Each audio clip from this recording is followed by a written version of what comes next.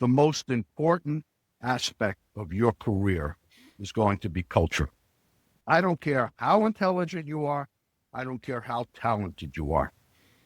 If you are not in the right culture, you are not going to succeed.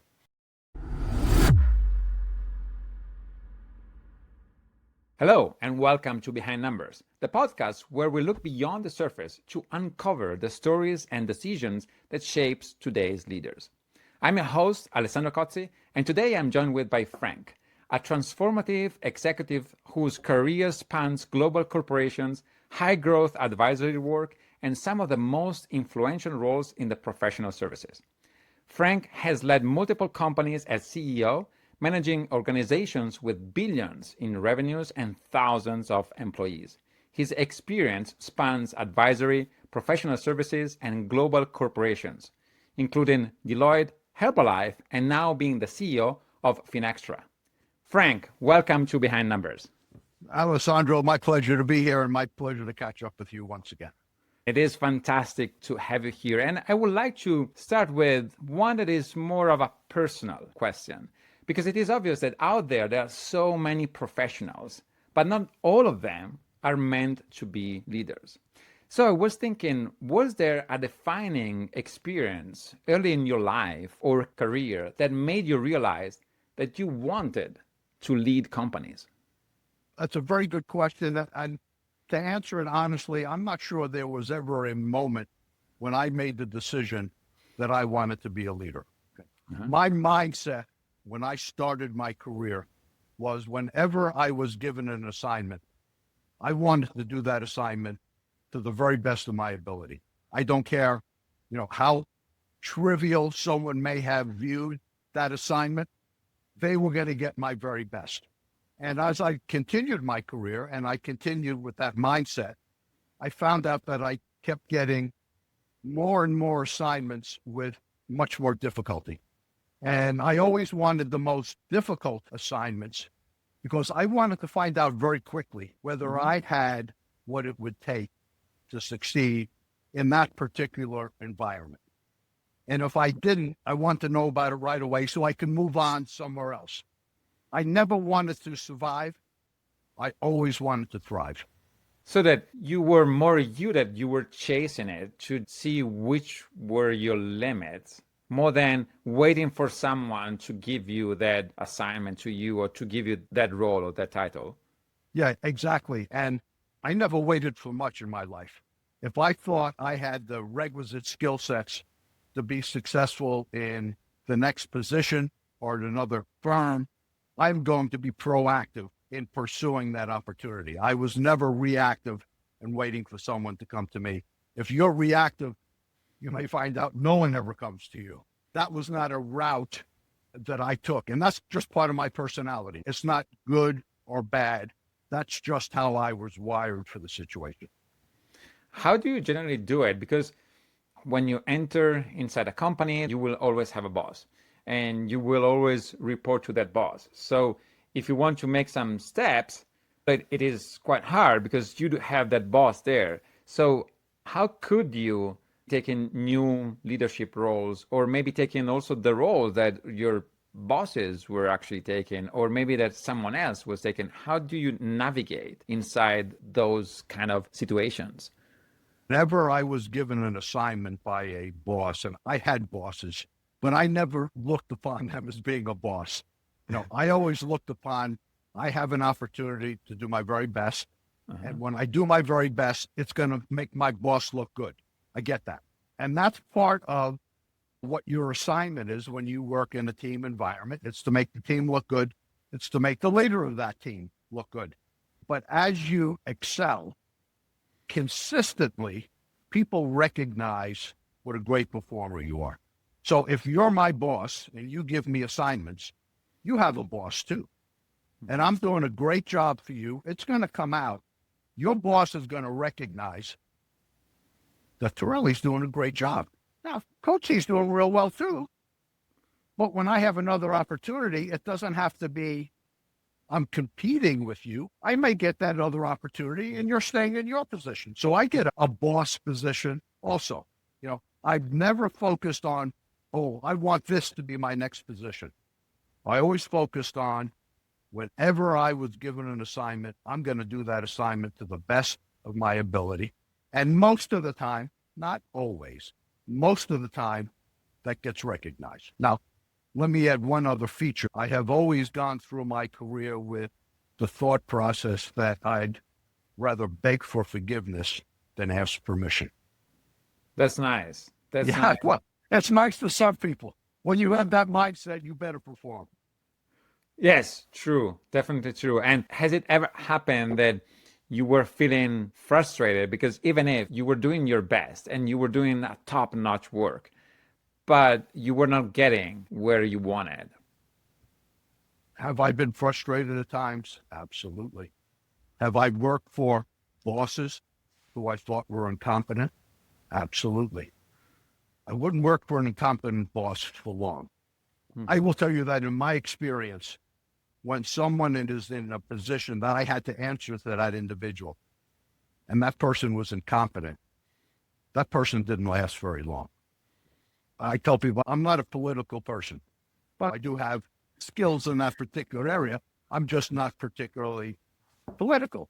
And if someone came to me and said, hey, you work for this guy, Cozzi, is he any good? And I'd be honest. I say, look, here's strengths, here's his weaknesses. You make the decision as to what he's good. But I'm not staying here very much longer unless something gets done. When you were making moves from one company to the next one, were you more choosing the company or were you more choosing the people that you would work with? I'm going to answer that question directly, but I want to preface it, give it a little context. Uh-huh. The most important aspect of your career is going to be culture. I don't care how intelligent you are. I don't care how talented you are. If you are not in the right culture, you are not going to succeed. So if you start working somewhere and you're working with different people and you realize this culture is not right for me, get out of that culture. Conversely, you can be not particularly intelligent, not particularly talented, but find the culture that is perfect for you and you are going to succeed. Intellect and talent are the least important attributes for success. You have to understand that. There are a number of attributes that are extremely important to success, but there is nothing that's going to result in your success more important than the culture that you're in. Agree. Not because I come from a place where soccer is big, but I'm always stating that there are some teams where you can win everything, and some teams that even if you're the best player, you can win anything. And it comes down to the culture aspect, to the team aspect. And speaking about culture, you have operated at the highest level both in the US and in Europe, which are two environments that couldn't be more different. So from your standpoint, which are the biggest differences between leading in US and leading in Europe? And how did you adapt your leadership style across those cultures? I'm going to answer your question, but I want to give it some context. Please. I have always believed in two tenets. In tenets, I mean two areas that dominate what you should be focused on as an organization. Tenet number one, what am I going to do today to make sure every single person that I work for is going to be more successful? And two, what am I going to do today to bring more value to my clients, my customers, my patients than anybody else in the universe? Those are the two tenets. Let's get back to the first tenet. You'll notice I said that I want to make every single person I work for more successful. Now, we work together, Deloitte, Italy. I was the CEO and chairman. I worked for you. You know why I worked for you? Because I couldn't find another job. You could find another job. What was Price Waterhouse going to bring me in as the chairman and CEO in Italy? Absolutely not. Was EY going to do it? No. I had no other place to go if I want to be chairman and CEO of a big four firm. So every day I went to work, I want to make sure that I helped you be successful. Okay. When I say that the people I work for, that's not politically correct That is how I truly feel. And I truly believe, and I want everyone in the organization doing that. And then the second tenet, what are we going to do today to bring more value to our clients than anybody else in the universe? Sometimes when I say universe, people figuratively or literally roll their eyes. Don't.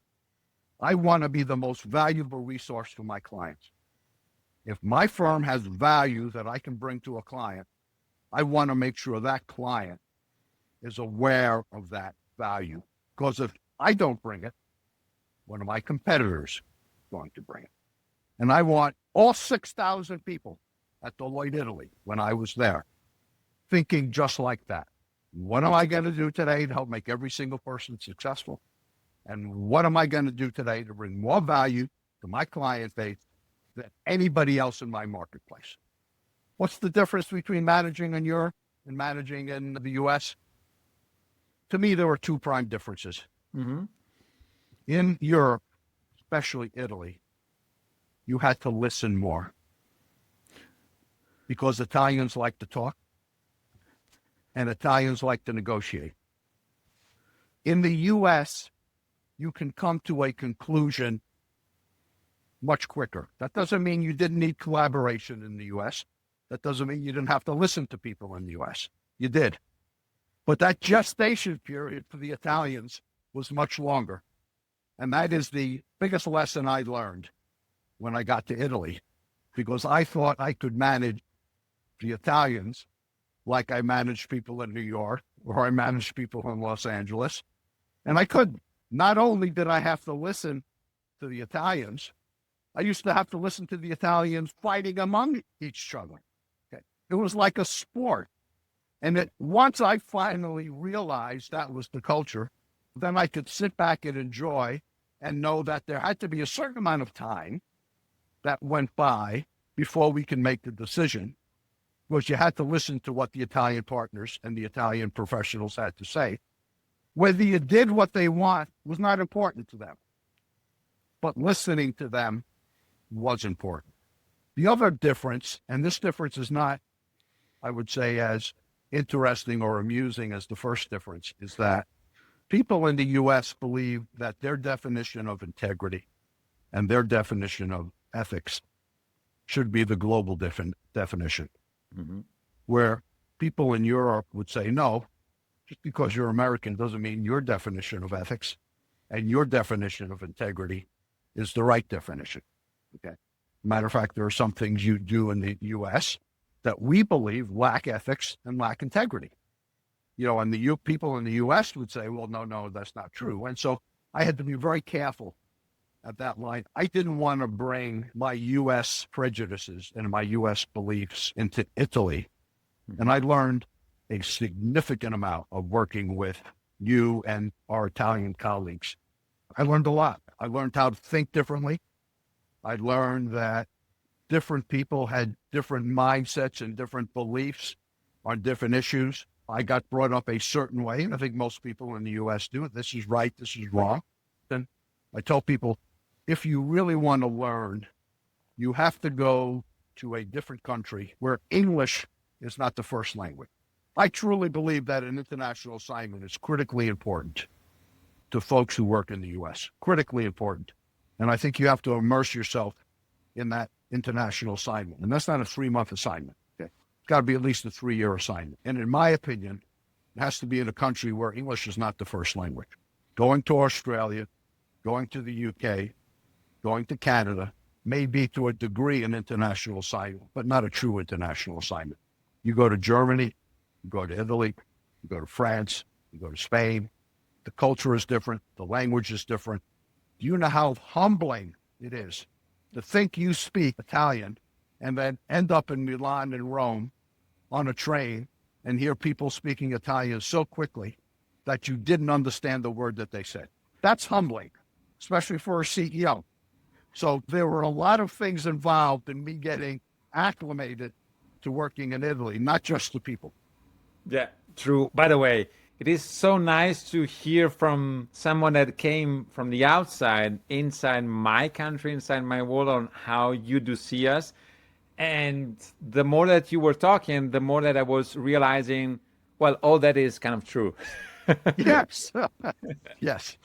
So, speaking again about your leadership, because I'm sure that with leadership comes also tough moments. So, can you share a difficult decision that you had to make that really was tough on you and what that moment taught you about your leadership style and how you handle pressure? What has always been important to me is a concept known as loyalty. I've always been very loyal to the people that I work with. I've always said that I believe people worked for me because of three attributes. One, they trusted me. Two, they believed I was fair. And three, they believed if I was making a business decision and it involved them, that I would have their best interest at heart. I trust you, you're fair, and if you're making a business decision that involves me, you have my best interest at heart. And as I tell people, if you fail one of the three, you fail all three. And where almost everybody falls down is in that third attribute. Because when you're making a business decision, what most people do, they don't make it in the best interest of the individual. They make it in their own best interest. That's just human nature. So those three have been very important to me. And I believe if you speak with a lot of the folks that I work with throughout my career, whether it was in New York City, whether it was in Connecticut, whether it was in Los Angeles, whether it was in Italy, I believe most of them would tell you that about me. Okay. When I first got to Deloitte, Italy, you may not remember in 2004, Deloitte, Italy was in dire financial strait, dire. We had to eliminate 30% of the workforce. Wow. And we had 30% excess real estate. And in the U.S., it's never easy getting rid of people, especially for me. But you know how much more difficult it is in Europe to get rid of people, especially Italy. The first thing I had to do when I got in there is not what I'd love to do, which is working with people, establishing relationships. I had to go in there and get rid of 30% of the workforce. Okay. In an environment where my senior partners were in my office in tears, telling me they've never had to do this. So, in effect, what we did is we embarked on a very structured, organized program to eliminate 30% of our workforce. We worked very closely with the court system in Italy. The court system has a very big influence on the unions, et cetera. And within a 3-month period, we were able to get our workforce down by 30%. And within 6 months, we had one of the most profitable organizations in the global firm. But that was very difficult for me to do, very difficult. We have spoken about talents, and you have spoken also about culture, about trust. And you have just mentioned that you had to come in and then cut 30% of the people. What have you learned about how to choose which are the best talents? How can you identify which are the best ones and why to keep them? I'm going to get to your answer, but I want to get back to your issue on trust. Let me tell you what I did when I first got to Italy. And I realized that we had to cut 30% of the people. What I did is I went to every single office. We had town hall meetings. And I was very upfront with all our people. And I told them that we are in very challenging financial situation. We are going to have to cut 30% of our workforce. And just because you may be one of the 30% doesn't mean you're not an outstanding talent. We have to make some quick decisions. At the time, you may remember this, there was a very good soccer player. His name was Francesco Totti. Okay. Never heard about him. Yes, I know. And for those of your listeners that are not familiar with soccer, I would equate Francesco Totti in influence and fame to a Tom Brady in the U.S. Yeah. And the example I gave to all our Italian colleagues is that as great a player as Francesco Totti is, he can't play every position on the soccer pitch. As a matter of fact, if he did, you wouldn't have a very good team. Yeah. The same way Tom Brady can't play every position on a U.S. football field, an American football field, you won't have a good team. So the Tom Brady that plays left tackle is going to have to let go because Tom Brady can't play left tackle. The Francesco Totti is going to get let go because he's not a good goalkeeper. And I wanted to be as honest with our people as possible. And I wanted them to leave with a certain amount of dignity. I've always thought that was important. I told them there's nothing I can do about stopping a 30% cut. But I can assure you that just because you're cut doesn't mean you're not intelligent, that you're not talented, and you're not going to succeed somewhere else. I wanted them to maintain that dignity. Your next question was talent evaluation. Everybody has a talent. Everybody has a genius. It's your responsibility as a boss, as a leader, as a manager, to find where that individual has that genius and put them to work in your organization in that genius. Conversely, every single person you work for has a weakness. And it's also your responsibility as a boss, as a leader, as a manager, to identify that weakness and work with that individual to minimize that weakness's effect on the company and on that individual, and maybe even turn that weakness into a strength. Yeah. And I was watching just right yesterday Netflix show on the Marines Corps. And it is fascinating how generals are thinking of what to do with thousands and then thousands of people, how they can really target which are the good ones or which are the divisions that they are going to keep and which are the ones that are not needed. But looking right now, I would have always thought about my last role would be a CEO, and after that, well, I'm just done. You have been CEO for several companies and now also at Finaxstrure. So I'm curious, what still drives you? Two things drive me. One, I love to work. Okay. It's part of my DNA. It's something I'm very proud of. I'm proud of the accomplishments that I've achieved. And I won't say I don't want other people to look at my achievements and say, oh, wow, impressive. That would be nice. Okay. But I set out very early in my career that I want to make a difference. Now, I didn't know what that difference was going to be, but I wanted to make a difference. I love working with people. I love developing people, and I love making teams work together to achieve success. But at the end of the day, someone has to make the final decision. And that's why you have a CEO. You can be collaborative. I think it's important to get everybody's say, but everyone's not going to agree. And so you need somebody at the top that's going to say, thank you, taking your input. Someone has to make the call. That's me. And there is a big difference between being the number one person and being the number two person. The number two person can stand on the sidelines and take shots at the decision the number one person makes, because that number two person is never held responsible for the decision. The number one person is. And I know what that is. I know what it's like.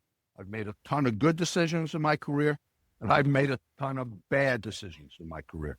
The good thing about the bad decisions is I learned from my bad decision, and I took responsibility for my bad decisions. There are no bad decisions that I made that someone made me take. None. Every single one was my choice. Speaking about good and bad decisions, we are always closing the podcast with one question. If you could go back and change just one thing, just one, so one decision, a mindset, or even something that you wish you would have known earlier, what would it be and why? I'm going to tell you something. I do a lot of keynote speaking. Okay. I do a ton of presentations a year. I've made presentations to groups from 500 to 20,000. And at the end of my presentations, I always open it up for questions. Okay. And without fail, at every single presentation, someone always asks that question. So I have always been prepared to answer that question. Okay. And I'm going to tell you what I truly believe. It'd be easy for me to tell you, yeah, in 1987, I should have bought Microsoft. And in 1992, I should have bought Amazon. I get that, but those things aren't important. What I will tell you is I would not change any decision. Not that I haven't made some bad decisions. It's that after every decision you make, something happens prospectively from that decision. So I may have made a bad decision, and I'm saying, well, let me go back. I'm going to change that decision. I don't know what would have happened to me had I changed that decision. And I have learned a ton from some of the decisions I made that weren't particularly my best decisions. So I don't want you to think I'm not answering your question. I am answering your question. Okay. I wouldn't change anything. Yeah, it seems like my wife says that everything happens for a reason. So even the things that seems bad right now, maybe in the future, they will turn into something that is really positive. So take everything that is happened to you and just live with that and cope with that and move on, because again, everything happens for a reason. That's what she says, and I think that she's right. No, I don't think she's right. I know she's right. Okay. Yes. And you better know she's right. But I will tell you, I do think it's very important for people not to get stuck on decisions they have made in the past. You can't change the decision. It's over. You can look at it. You can say to yourself, what would I have done differently? What was the thought process that went into making that decision? Did I not talk to enough people? Was I a little bit too adamant in or arrogant about my own intellect? Should I have gone for help? Okay, this is what I did wrong. Next time this situation arises, I'll be a little bit smarter. Yeah. So it's learn from your past, but move on. One of the most important attributes people can have to succeed is the ability to overcome adversity. Because you're going to get adversity in your life at some point in time. What happens when many people face adversity, they quit. And there's nothing wrong with quitting, okay? But you never achieve ultimate success by quitting after adversity. Agree, fully agree. Frank, so first, thank you so much for sharing all your journey and insight with us today. It has been a pleasure to have you on Behind Numbers. Thank you. Pleasure for me. To everyone else listening, thank you for joining us. If you have enjoyed today's conversation, don't forget to follow Behind Numbers for more stories from the leaders shaping the future of business and finance. I am Alessandro Cozzi. See you next time.